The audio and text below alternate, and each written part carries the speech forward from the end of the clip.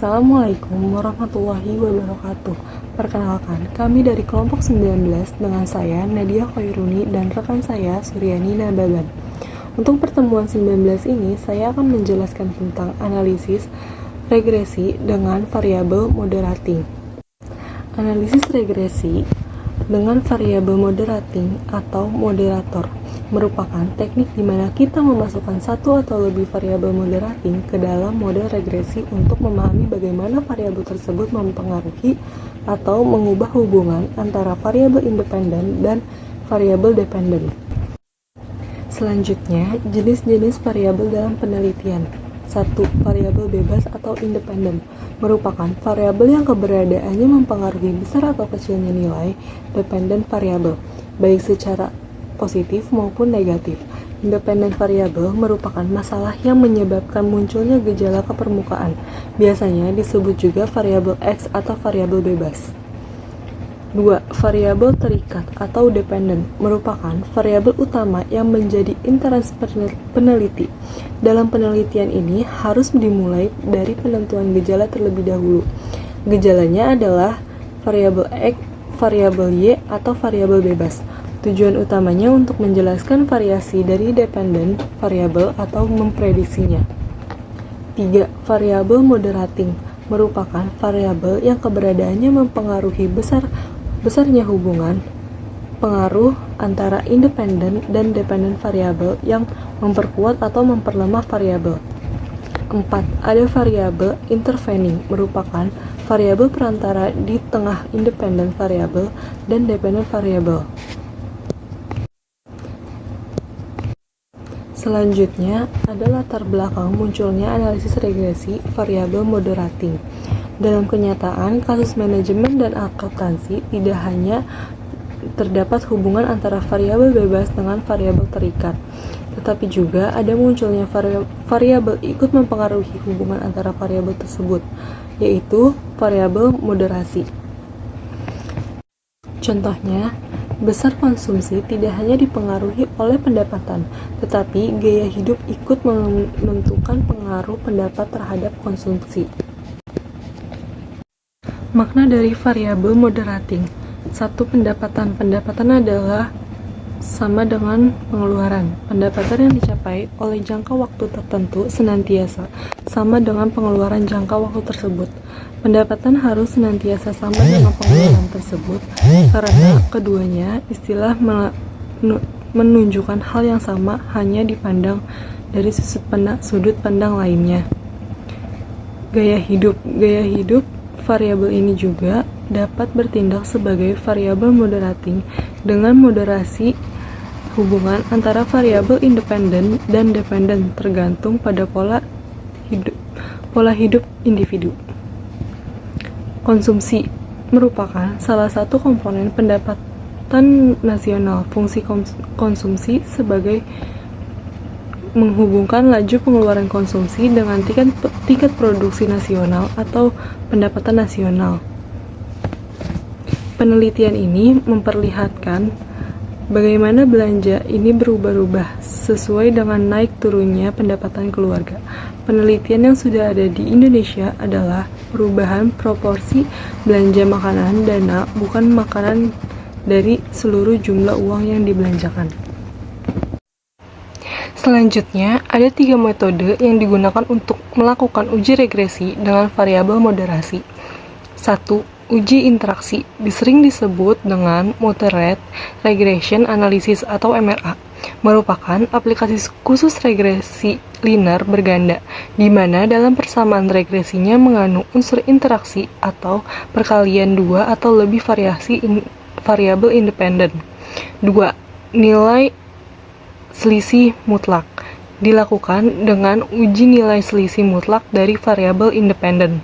3. Uji residual dilakukan dengan menguji pengaruh deviasi atau penyimpangan dari suatu model Fokusnya adalah ketidakcocokan atau lack of fit yang dihasilkan dari deviasi hubungan antara variabel dan independen. Selanjutnya saya akan menjelaskan metode yang digunakan untuk melakukan uji regresi dengan variabel moderasi. Yang pertama adalah uji interaksi atau MRA. Uji interaksi dilakukan dengan cara mengalihkan dua atau lebih variabel bebasnya. Jika hasil perkalian dua variabel bebas tersebut signifikan, maka variabel tersebut memoderasi hubungan antara variabel bebas dan variabel tergantungnya. Persamaan regresi moderasi dengan uji interaksi yaitu Y sama dengan A tambah B1 X1 tambah B2 X2 tambah B3 X1 X2 ditambah dengan nilai residunya, di mana Y itu sama dengan nilai yang diramalkan, A itu adalah konstanta, B1 adalah koefisien regresi untuk X1, B2 itu untuk koefisien regresi untuk X2, B3 koefisien variabel moderasi, X1 itu adalah variabel bebas pertama, X2 itu variabel moderasi, X1, X2 itu adalah interaksi, alfa itu adalah nilai residu. Di sini kita lihat untuk contoh soalnya yang berjudul pengaruh pelatihan terhadap prestasi kerja dengan lingkungan kerja sebagai variabel moderasi. Perumusan masalahnya, apakah lingkungan kerja memoderasi hubungan antara pelatihan dengan prestasi kerja? Hipotesisnya di sini, lingkungan kerja memoderasi hubungan antara pelatihan dengan prestasi kerja. Kriteria penerimaan hipotesisnya, HO berbanding B3 sama dengan 0. Artinya lingkungan kerja tidak memoderasi hubungan pelatihan terhadap prestasi kerja. HA berbanding B3 tidak sama dengan 0, artinya lingkungan kerja memoderasi hubungan pelatihan terhadap prestasi kerja. Syaratnya, HA diterima jika koefisien lebih besar dari 0,05 dan HA diterima jika koefisiennya lebih kecil dari 0,05.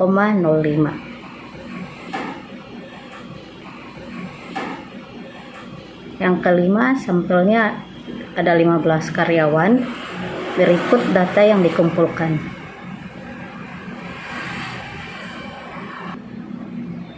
Dengan menggunakan program SPSS, langkah-langkah yang bisa kita praktekkan sebagaimana yang pertama itu adalah buka file regresi moderasi, kalikan variabel X1 dengan variabel X2. Langkah sebagai berikut: transform ke komputer, tuliskan X3 pada kotak target variabel, pada kotak numeric expression ketik X1 kali X2, terus klik OK. Selanjutnya double tap to add subtitle, analyze regression, pilih yang linear, masukkan variabel Y pada kotak dependen, X1, X2, X3 itu pada kotak independen, terus klik OK. Maka dapat hasilnya seperti berikut. Model summary-nya ANOVA koefisiennya.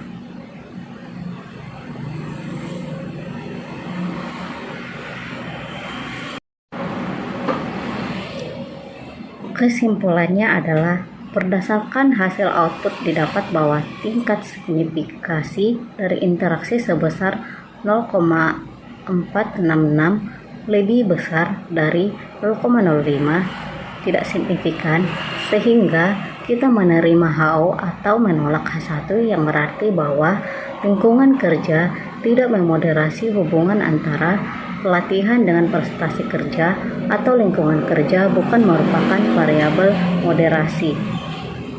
Demikianlah hasil diskusi kelompok kami, analisis regresi dengan variabel moderasi. Semoga bermanfaat.